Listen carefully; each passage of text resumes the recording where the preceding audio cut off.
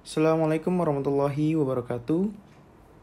Perkenalkan, nama saya Bintang Hasbi Fadilah dengan NIM 55522000073. Saya dari kelas 5B, mata kuliah Teori Akuntansi.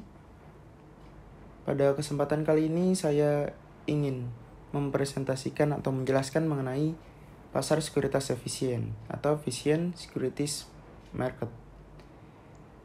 Materi ini ada di bab 4 di buku William Scott. Langsung saja kepada materinya.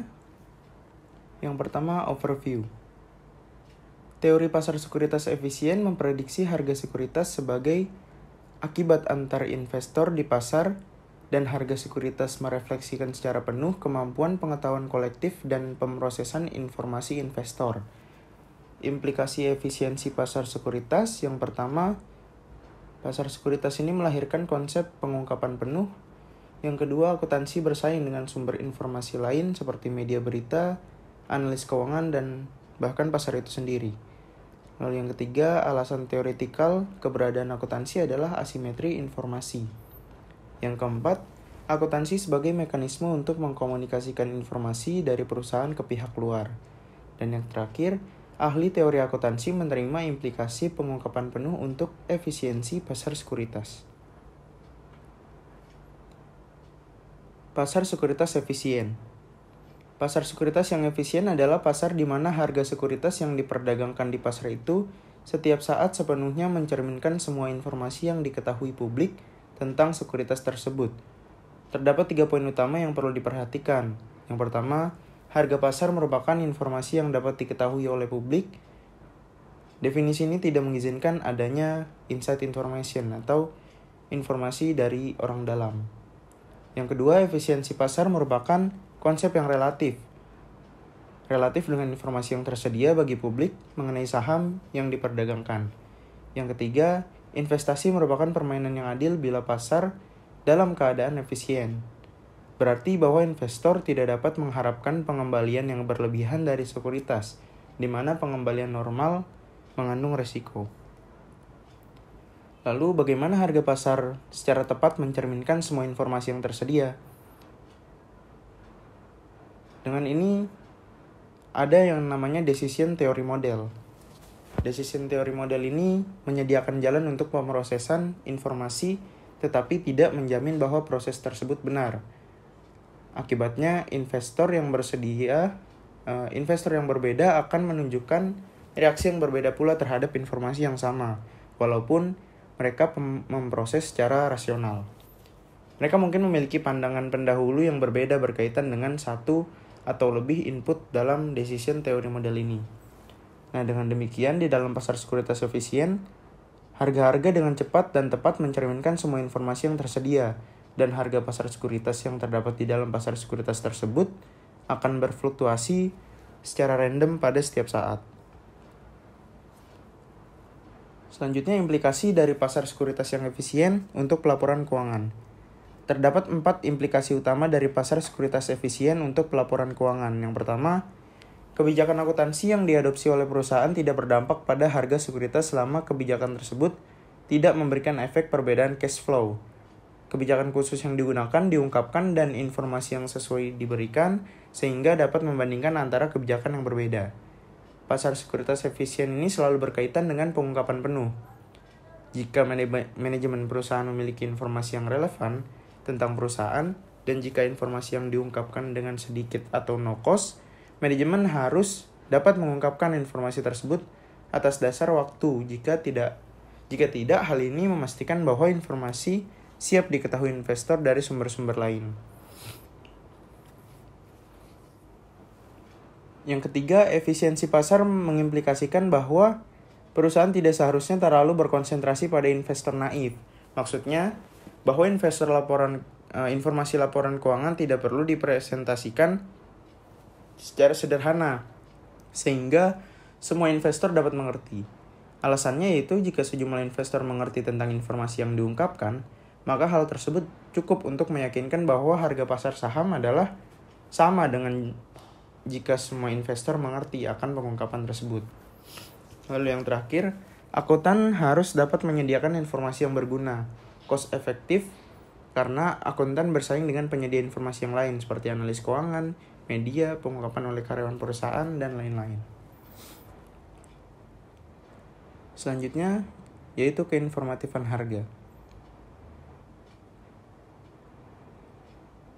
Keinformatifan harga dalam ketidakkonsistenan yang logis merupakan dapat terjadi apabila harga yang ada telah mencerminkan semua informasi yang ada, tetapi investor tidak memiliki motivasi untuk memperoleh informasi tersebut.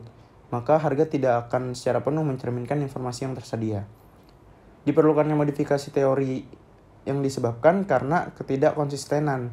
Nah, diperlukannya adalah untuk mengakui bahwa ada sumber lain dari permintaan dan penawaran dari sekuritas lain. Nah, di pengakuan ini adalah gunanya untuk membeli atau menjual yang dilakukan oleh investor yang sudah terinformasi.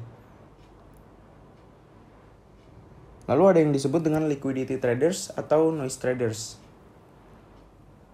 yang melakukan transaksi dengan tidak berdasarkan pada evaluasi rasional atau informasi yang relevan. Tentu saja karena ini harga pasar sekuritas akan tetap menjadi purely informatif di bawah skenario seperti yang tadi saya bilang. Lalu terkait Capital Asset Pricing Model atau CAPM. CAPM ini muncul karena terdapat hubungan antara harga pasar sekuritas yang efisien dengan tingkat pengembalian yang diharapkan atas sekuritas tersebut.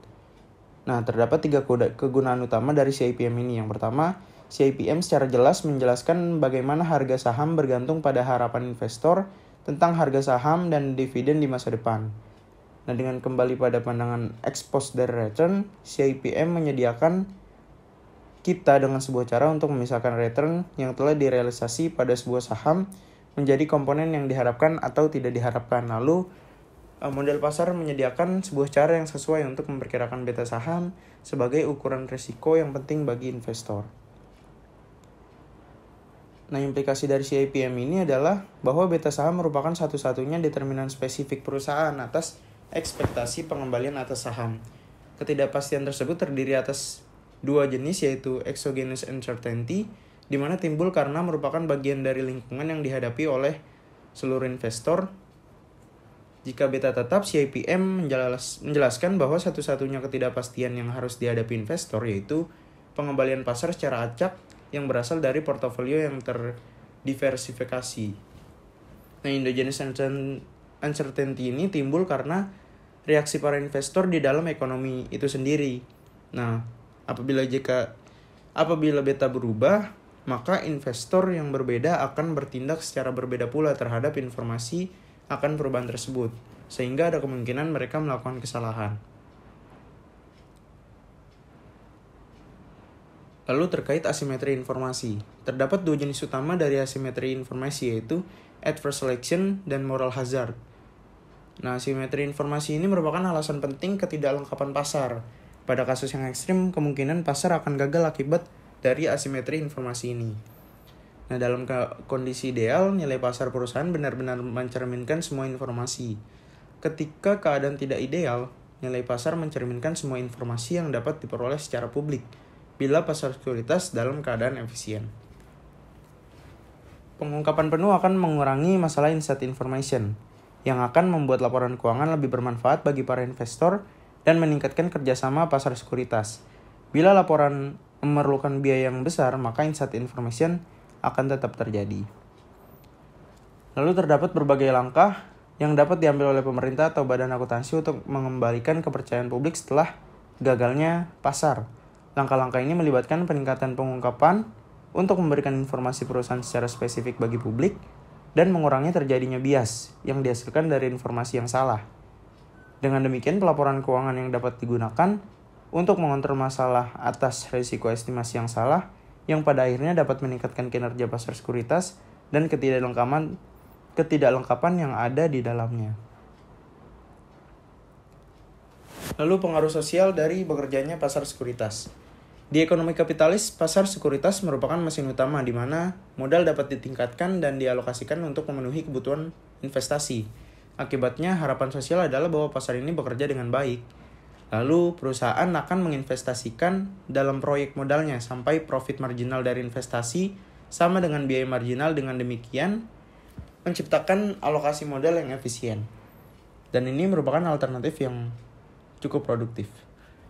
Investor akan peduli dengan hasil resiko estimasi dari adverse selection dan insight selling. Sebagai hasil, perusahaan dengan kualitas investasi yang tidak tinggi tidak akan menerima harga yang tinggi untuk sekuritas mereka. Mereka akan investasi di bawah tingkat relatif terhadap tingkat efisiensi sosial.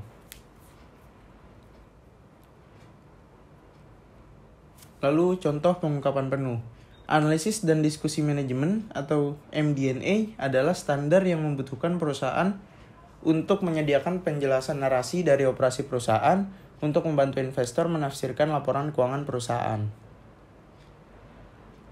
MD&A ini adalah penjelasan naratif melalui sudut pandang manajemen dari kinerja perusahaan, kondisi keuangan, resiko, dan harapan ke depannya. Dan ini ditulis dalam bahasa yang mudah dipahami tentunya oleh investor. Nah, tujuan MD&A ini adalah yang pertama membantu calon investor dan investor sekarang memahami laporan keuangan.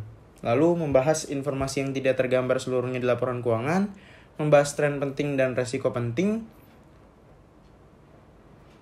Lalu untuk mengimplementasikan ketiga tujuan yang tadi,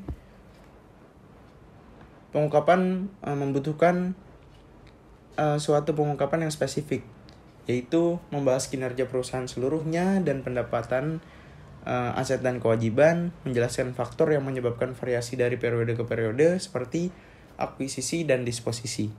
Lalu membahas kemampuan perusahaan untuk menentukan kebutuhan likuiditas jangka panjang maupun jangka pendek. Lalu membahas komitmen dan perjanjian, dan terakhir membahas perubahan perjanjian akuntansi. Baik, mungkin cukup sekian yang bisa saya sampaikan mengenai materi pasar sekuritas efisien. Kurang lebihnya mohon maaf.